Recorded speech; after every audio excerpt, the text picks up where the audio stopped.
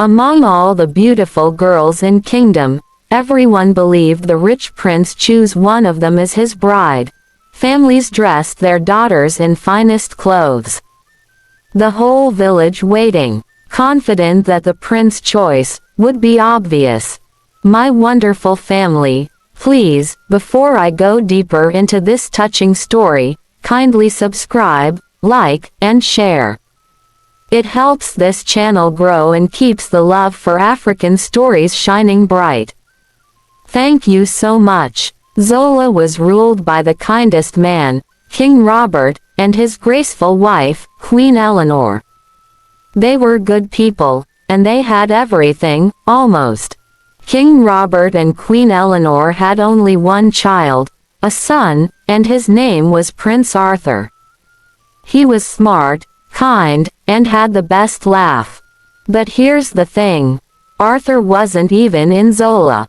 For years, he'd been living far away, studying in a big, busy city they called London. He loved his life there. It was fast-paced and full of new things. Back in the kingdom, life went on, but everyone was talking about one thing: who would Prince Arthur marry? Zola had some incredibly beautiful young women. There was Miss Isabella, whose father was a wealthy merchant. There was Lady Beatrice, whose family owned half the cocoa farms.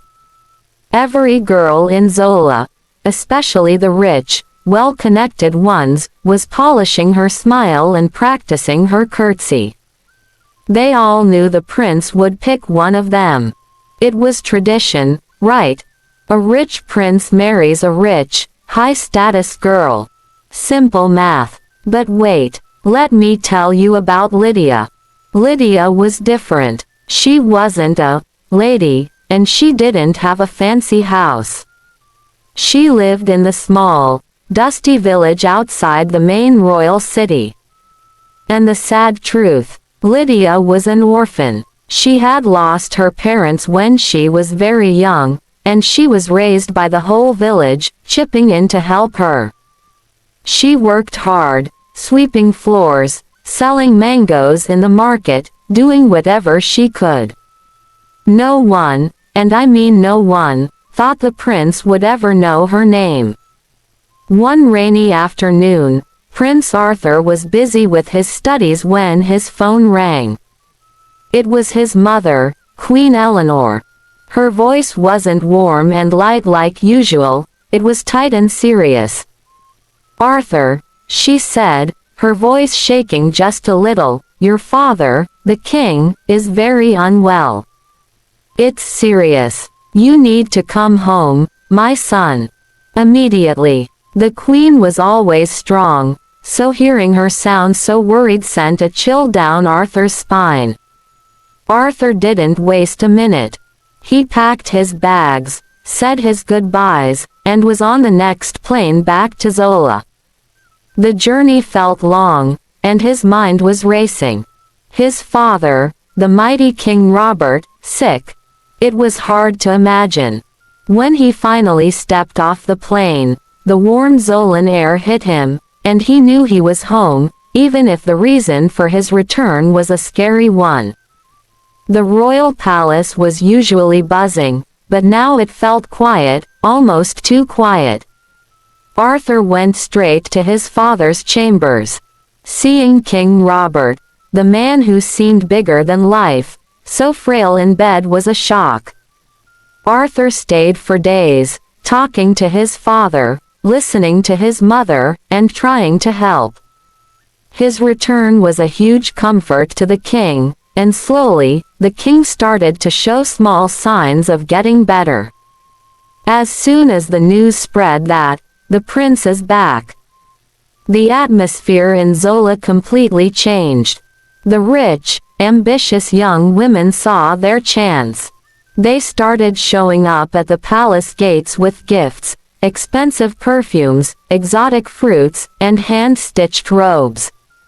Every day, the queen's secretary had to turn away a line of hopeful parents and their daughters. They were all competing to catch the prince's eye. Arthur found all this attention overwhelming. He wasn't back for a party. He was back for his sick father. He hated being constantly followed and scrutinized. "Mother," he told the queen one morning, "I need to get out of the palace. Just for a bit. I need fresh air and some peace. I want to see the real Zola again, not just the palace walls." The queen understood. "Be careful, my son," she said. "And please, take a guard." Arthur just smiled, waved, and decided to take a little drive in a simple car, without any fanfare.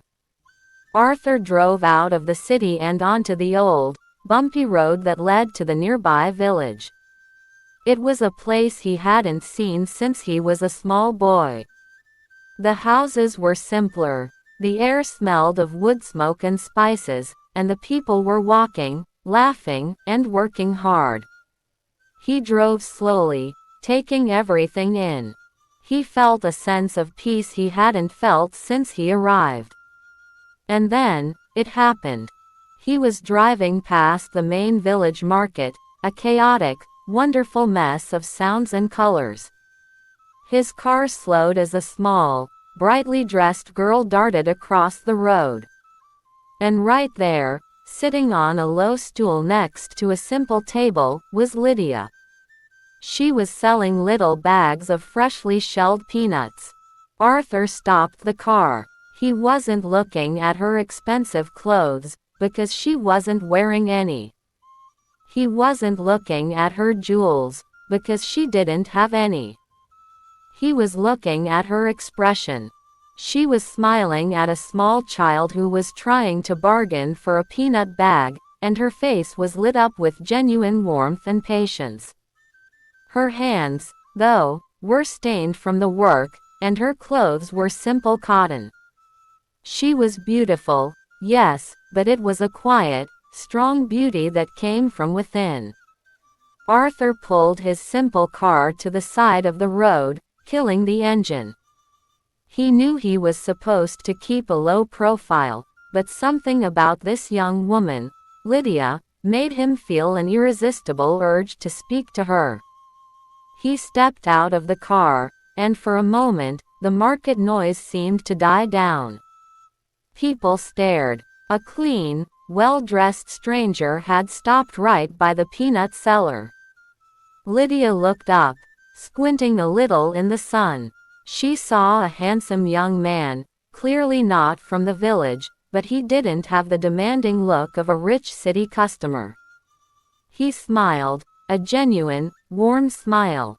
"Good afternoon," he said, his voice quiet. "How much for a bag of those peanuts?" Lydia quickly stood up. She felt a little nervous. He seemed important. "Good afternoon, sir," she replied politely. "They are 50 units for the small bag, 100 for the large." Arthur bought a large bag. As he paid, he didn't just walk away. He leaned against the table. "You look very busy," he commented. "You work here every day?"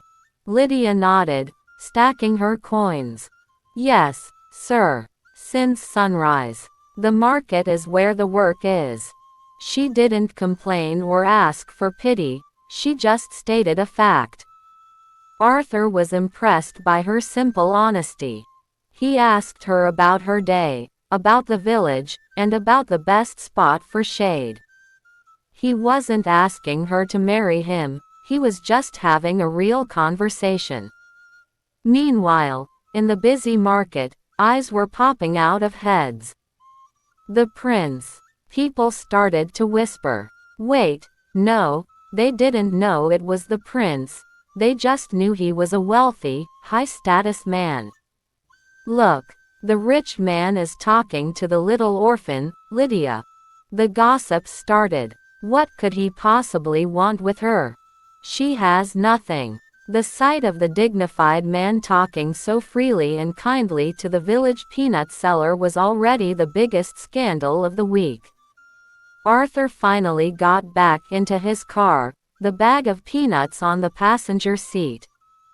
He felt energized. Those 20 minutes talking to Lydia had been more refreshing than all the formal dinners in the palace combined. He found himself comparing her simple, genuine nature to the calculated smiles of the rich ladies he'd met. Why are they so different? He wondered. Lydia is just real. He realized he had to see her again. The next day, Arthur didn't tell anyone where he was going. He changed into a plain tunic and trousers, grabbed his car keys, and drove back to the village. He found Lydia in the same spot, preparing her small stall. "Good morning, Lydia," he said, surprising her. She smiled, a beautiful, surprised flash of teeth. This time, he didn't buy peanuts.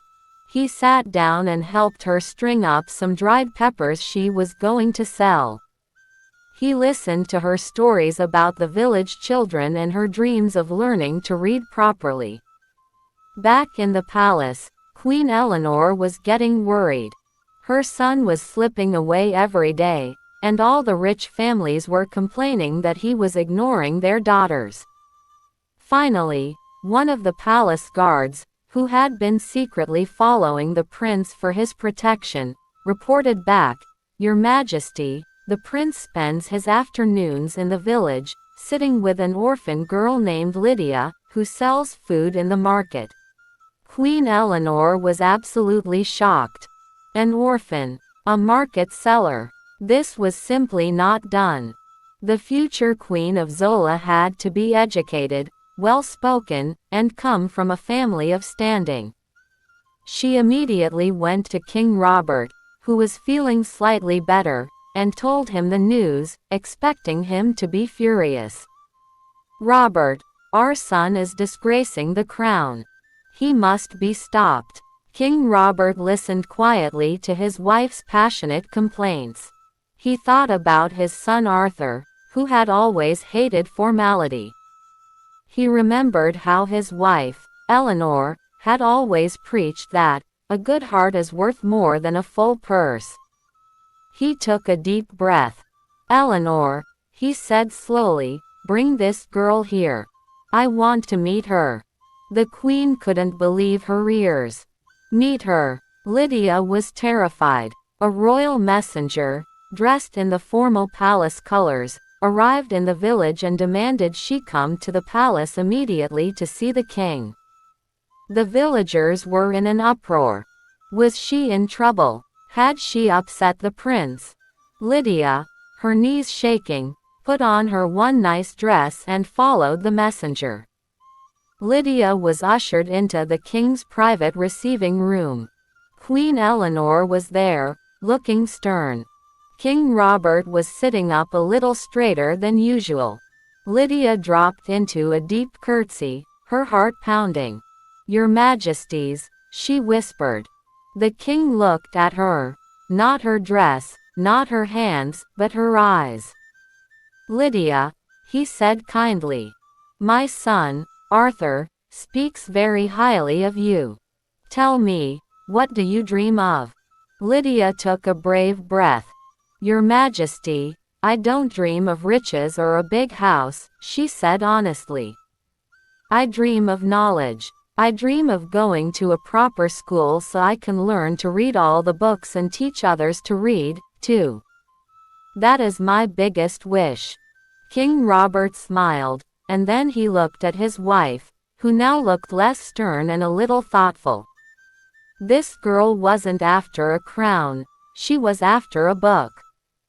King Robert looked from Lydia's genuine face to his son Arthur, who was standing nervously by the door. Then, he announced a decision that surprised everyone, the entire kingdom, his wife, and even Arthur himself. "Lydia," the king declared, his voice firm, "we see the goodness in your heart and the honesty in your spirit. My son loves you for who you are, and that is all that truly matters. Queen Eleanor and I give our blessing. You will marry Prince Arthur." So, imagine the scene, everyone. The news that Prince Arthur was marrying Lydia, the peanut seller, spread through the kingdom of Zola like wildfire. The formal royal announcement was posted on the gates, and people couldn't believe it. The whole kingdom just stopped talking about anything else. It was the biggest shock in Zola's history. People were divided. Some thought it was a beautiful, romantic story, while others, mostly the rich families whose daughters were rejected, were absolutely furious. Remember Isabella and Beatrice, the wealthy, golden girls? Oh boy, were they mad. They couldn't stop talking about it. This is an insult to the royal family. Isabella complained to Beatrice. She can't even hold a teacup correctly. She has dirt under her fingernails from the market. What will the foreign dignitaries think?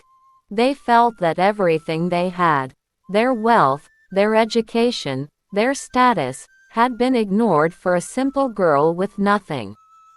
Lydia was moved into a beautiful, huge wing of the palace. The queen assigned a kind maid named Martha to help her. Martha was wonderful, but the change was overwhelming. Imagine going from a tiny, one-room hut to a bedroom bigger than your whole village. Lydia kept touching the silk curtains and the soft rugs, feeling like she was still dreaming. It was beautiful, but she felt incredibly out of place. Queen Eleanor, bless her heart, knew that Lydia had a lot to learn about palace life, but she was committed to helping her son's choice succeed.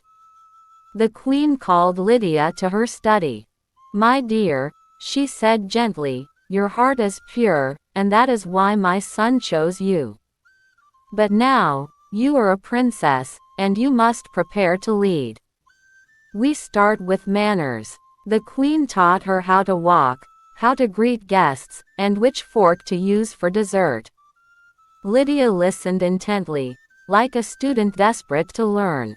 Prince Arthur was Lydia's rock. He was the one person who never made her feel silly for not knowing something.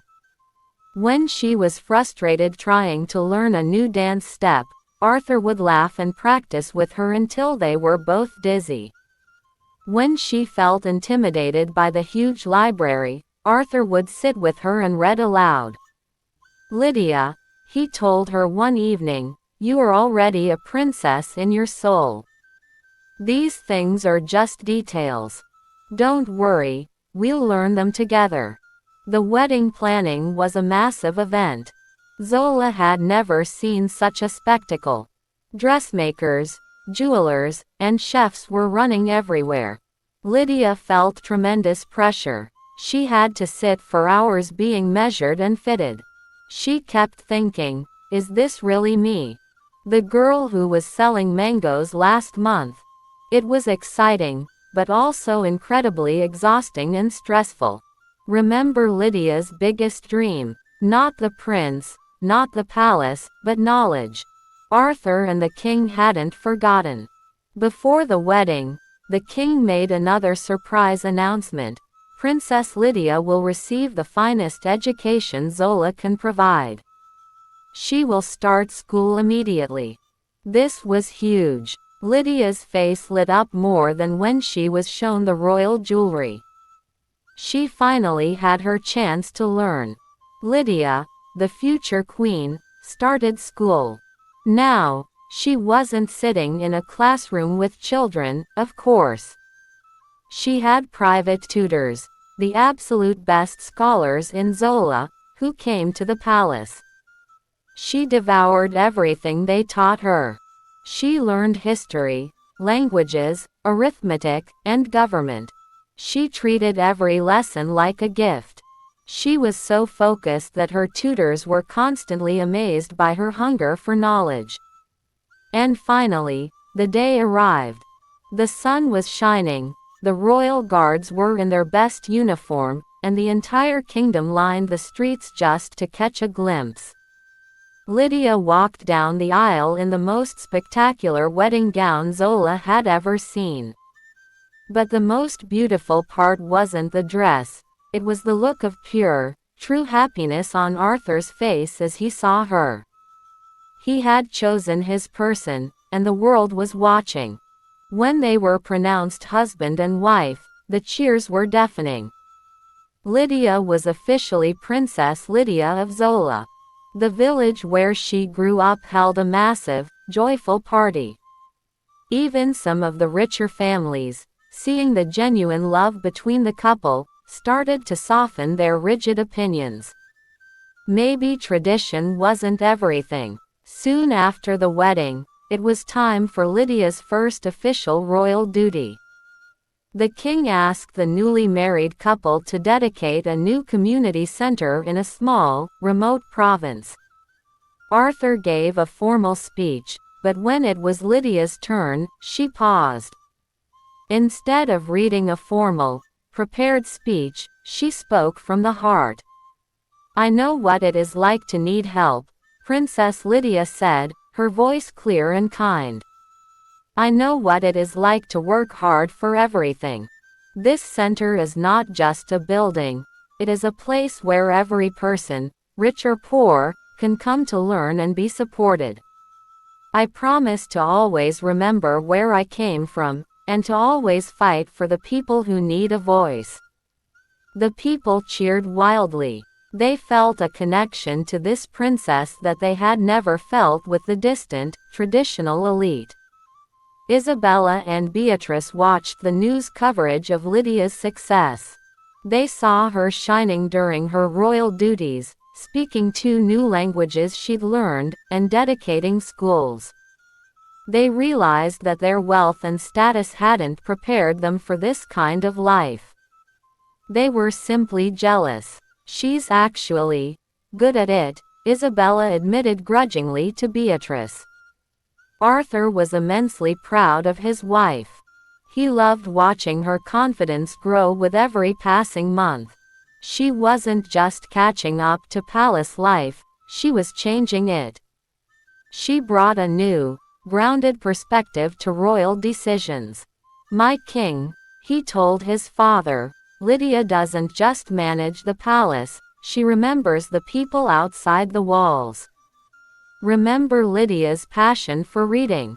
She came to Arthur with a big idea. "We should start a national initiative to bring small, mobile libraries to every village in Zola. No child should miss the chance to read, just because they live far from the capital." Arthur loved the idea. It became Princess Lydia's signature project. Princess Lydia, now a powerful figure, returned to her old village. But she wasn't there as a princess, she was there as a friend. She helped set up the first mobile library in the very market where she used to sell peanuts. She hugged the kind villagers who had raised her. She never forgot them, and they were the most fiercely loyal supporters of the new princess. The people of Zola started seeing the royal family differently. King Robert and Queen Eleanor were respected, but Arthur and Lydia were loved. They were seen as fair, modern, and compassionate. They proved that true royalty wasn't about bloodline, it was about service and character. King Robert, seeing his son married to such a wonderful woman and the kingdom thriving with this new, popular energy, finally made a full recovery. He was happier and more relaxed than he had been in years. The stress and worry were gone. He knew Zola's future was secure in the hands of Arthur and Lydia. Even the palace staff and the high-status nobles learned a lesson. They saw that the qualities they valued, wealth, ancestry, and formality, were secondary to the qualities Lydia possessed: integrity, kindness, and a genuine work ethic. The palace became a little less stiff and a lot more kind. As years went by, Arthur and Lydia were ready to step into their roles. They were a unified force. Arthur's education from London combined with Lydia's grounded, compassionate view of Zola made them the perfect team to lead. Finally, The day came when King Robert decided it was time. He was happy and healthy, but he wanted to see the next generation take over. In a grand ceremony, he crowned Arthur as the new king, and the former village orphan, Lydia, was made Queen of Zola. Queen Lydia stood before the kingdom, now wise, well-educated, and incredibly loved. She wasn't just accepted into the kingdom, she had been made in the kingdom. She proved that your beginning doesn't define your end. So what's the real takeaway from this story, my friends? It's exactly what we talked about.